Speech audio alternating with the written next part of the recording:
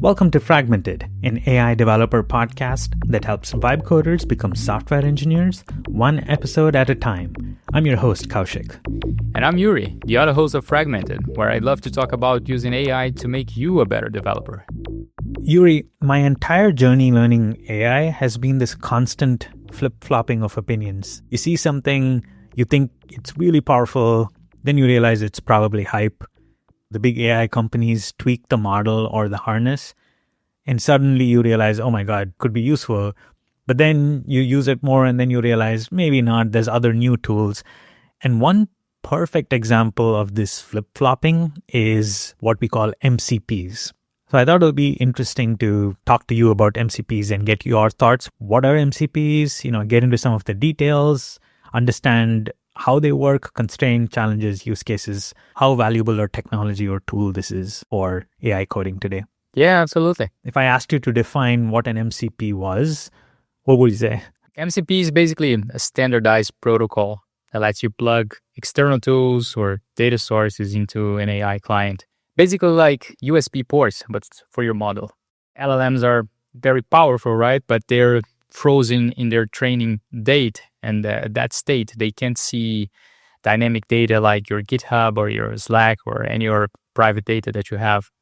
So with this one config file, you can suddenly make your AI read your PRs or query your database or search your company docs. And that's very powerful.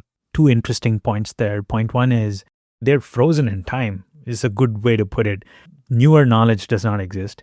And the second one is these models cannot have access to some of your private data, right? Neither do you want these AI lab companies to build models trained on your personal data. But when you need to use this data, MCPs seem like a way to do it. You said it's a standard. Can you touch a little about that? Yeah, exactly. So MCP being a protocol, it makes things easier for everyone involved. In a sense that there's a clear specification, right? So basically there are two pieces. There's the MCP server, which exposes tools like fetch a PR or search Slack. And this server is describing its tools in a standard JSON format. So there's a name, there's a description, what inputs it will need, what it will return. Interesting. So it's just like a JSON file that describes the tools that I can use as part of whatever this MCP is. Yeah, as simple as that.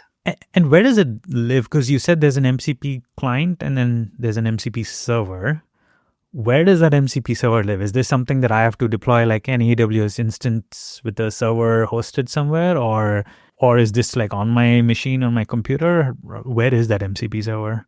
Yeah, that's a good question. So MCP servers can be in both places. They can be both locally or they can also be elsewhere. When you have them locally, basically your computer is going to spawn a local process. Basically, the MCP is just like a server, like a script running alongside your AI client. But there are also the remote servers, right? I think Glean is an example of that, like one that connects over HTTP. Glean is this service, I believe, that queries your Slack, Google Docs. Atlassian has like this Confluence and Jira. So it's like this third-party service that packages an API that does all that querying for you. So in this case, the MCP is basically just hitting their service. Yeah. So it could live in your computer or it could just be this cloud-hosted thing. Both are viable options for an MCP. Yeah, it's both. And then there's client side. And the client side is your app or AI app, right? There could be Claude or it could be Cursor or ChatGPT or anything that supports MCPs, which basically is, I think everything supports an MCP these days. It really has spread out. I think that's a good point to bring about. MCP is now an open standard. So Anthropic came up with this and they donated it as a part of the open standard AAIF, which stands for Agentic AI Foundation. And it's actually part of the Linux Foundation now. It's a nonprofit organization that tries to enable mass innovation through open source. We'll add links to each of these things. So it's interesting. It feels more legit. Yuri, I understand the purpose. I have a sense of like how this thing works. Let's maybe connect it together with an example. Can you give us like an example of a common MCP that I would use?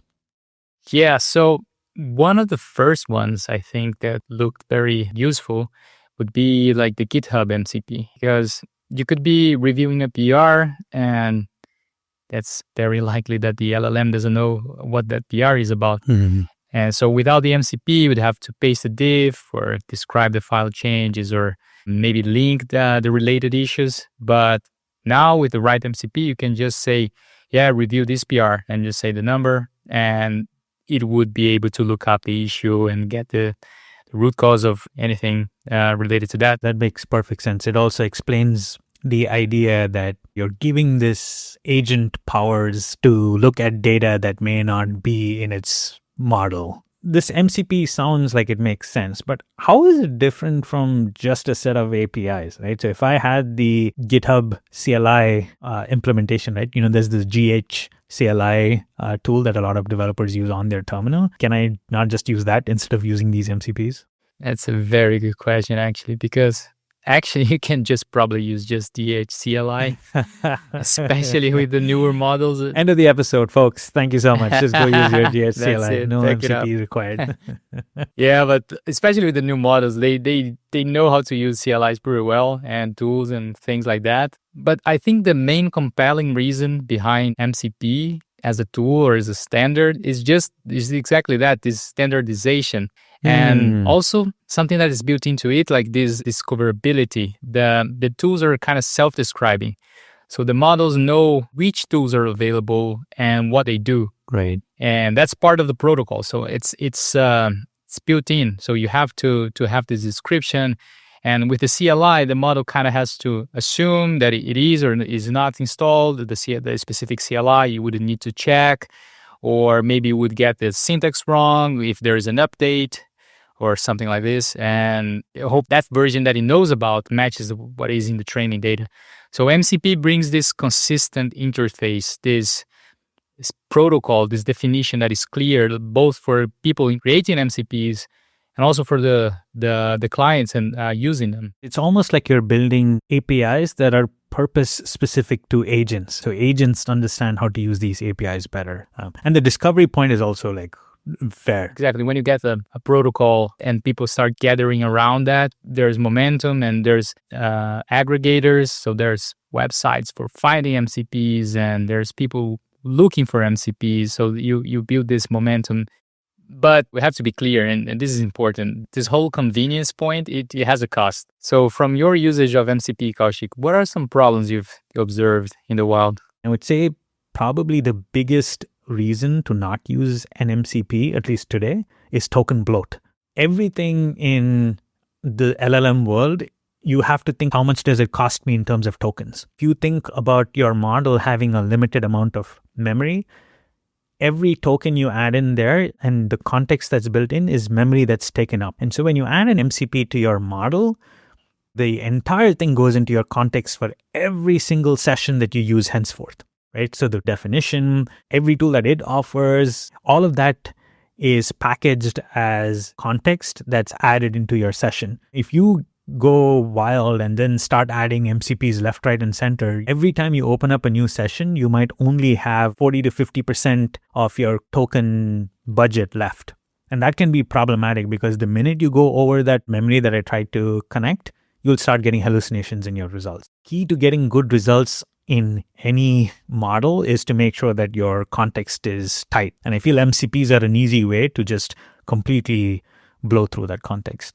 That's one big problem I found. The second is also this tool confusion. When you tell the agent, hey, I have all of these 5 MCPs and each of them have 20 to 30 tools.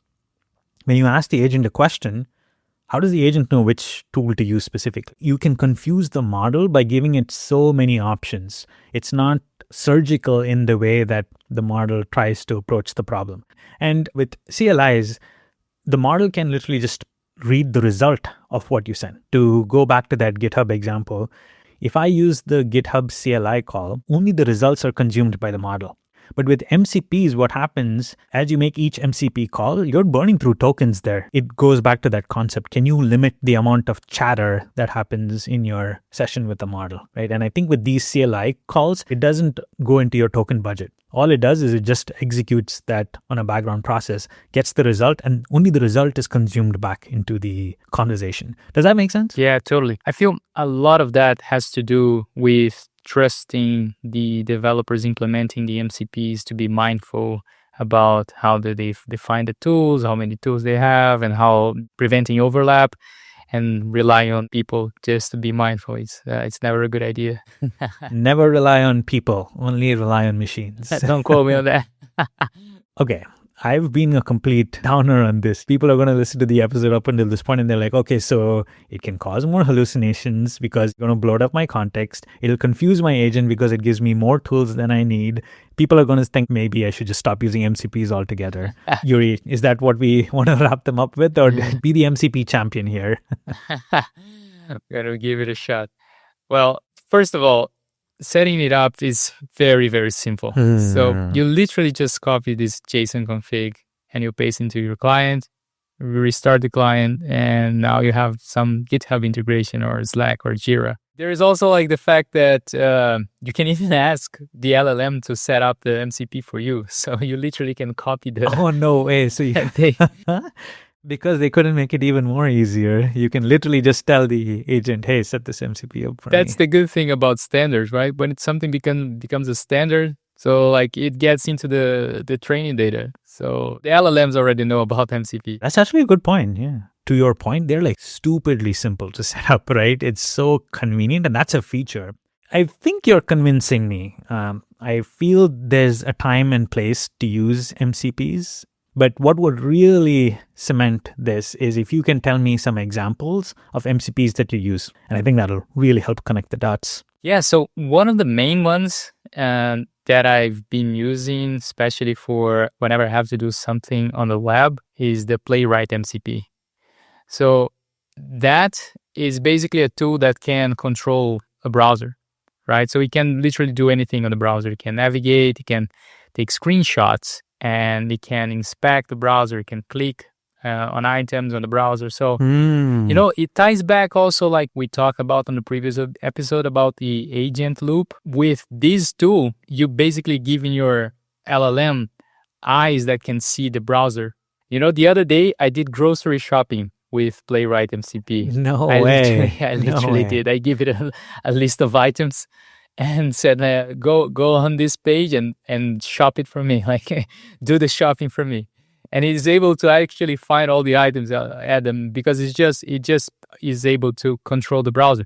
But also for development, right? It can also help a lot with, especially like getting the design right. So it is able to sustain the loop and check. And a side tip on that note, I've not investigated this as much, but there is a Rust-based CLI tool that actually does browser control. Give me a second. I'm actually going to look at this because I was reading this morning and I realized it's like computer use, but like browser use. Yeah. I haven't explored this yet, so take it with a caveat. I do want to do it, and I can report back in a future episode. But that also feels powerful because then I don't think it would do as much of the screenshotting and parsing, and maybe it's more token efficient. But that's something to just look out. The other MCP that I like to use sometimes is this Context 7 MCP.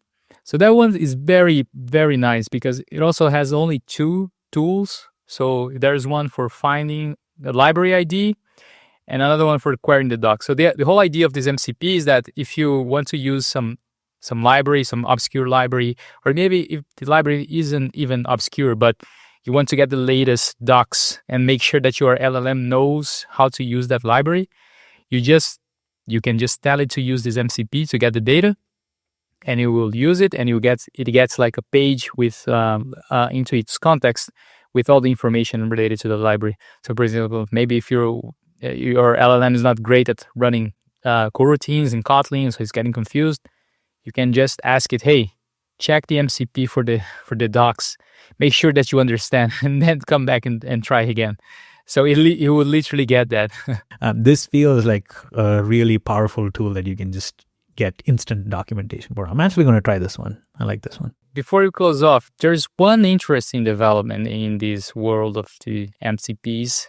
Anthropic recently announced something called MCP tool search. So this is like really fresh. So this advanced tool use is something that's going to solve all these big problems we've been mentioning about MCPs, especially the thing with the context bloat. So the idea is that the system now will only pull the tool definitions when you actually need them. So kind of like lazy loading the MCPs. And so you could connect multiple dozens of MCPs without having to burn all that context up front. I can see that being super beneficial because if you remove the biggest problems with MCPs that we talked about, especially that context bloating, I think that one is the one you need to solve, right? Everything else, whatever, you can create a new session, you can manage, but if the context that you have to work with itself is so limited, you're just increasing the probability of hallucinations. All right, Yuri, let's close this episode with tips for the week. Maybe you kick it off. What's your tip? All right. So I have one, which is a very simple tool as well that could also in the topic of avoiding context bloat. It's called AST grep. This is basically grep, the Unix tool for searching. But this one has AST prefix, which stands for abstract syntax tree. So this tool, it is able to structurally search code. So you could search, instead of searching just for any tags, it could search for classes with that tags or interfaces with that tags, because it is able to understand the syntax tree of many languages, much more efficient, right? So interesting tool to have if you want to try. In the basic way you use it, because it's just such a simple tool, is just you add a small prompt telling your LLM that, okay, this tool is available in the environment and you should use it, and it works. So what about you, Kaushik? What you got for us? So this is future me coming back to you in a fourth wall kind of situation. I'm going to change the tip that I gave Yuri when we recorded this episode a few days back, because I thought I could actually knock two birds out with one stone. Remember how earlier in the episode I said I'll report back on agentbrowser.dev? As a testament to how fast things move in the AI world, in the 4 or 5 days since we recorded and I started editing this episode, I've been using Agent Browser a lot and really, really liking it for my browsing needs. A lot of other people have been reporting back pretty positively. It's extremely token efficient and you can use it to teach your agent to do any kind of browsing. It's slightly different from a browser MCP, only in the way that it's technically implemented. It uses an agent skill, and as I mentioned in the episode, it's a Rust-based CLI utility. So you can use it even without an agent, but then with an agent skill, you can plug it into your agent and unlock any kind of browsing that you want to do. If you don't know what an agent skill is, well, wink wink, wait for a future episode. We're definitely going to cover it. Even just this morning, if you folks know what Home Assistant is, it's basically like a web interface for your smart home where you can control the different things in your smart home. Honestly, I just whipped up Claude Code. I told it what I wanted and I said, hey, can you go build this Home Assistant dashboard for me? It used Agent Browser and just built a custom dashboard for me. Usually this is the kind of thing that is just easy to do, but it's just painful and tedious. I've got to look for the different controls, find what I need, look up some documentation or on the internet to see how those specific home device controls are used or those smart device controls are configured. Claude Code just went, searched the internet, and did it for me. It's super cool. So that's my tip for the week. Definitely give it a shot and try it out. I think it could unlock a lot of productivity for you. Thanks for listening, and we will catch you in the next episode. Catch you guys in the next one.